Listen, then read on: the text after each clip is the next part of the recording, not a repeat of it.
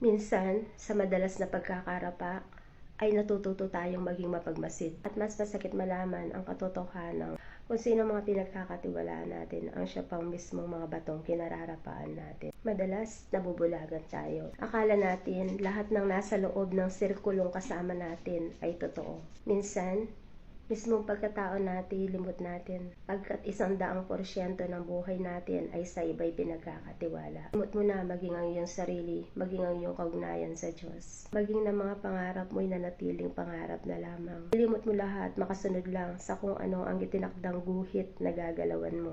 Ng mga akala mong bubuhat sa iyo hanggang sa huli. Magmuni-muni siya sa atin ang sarili. Magpaliligaw sa mapaglarong mundo.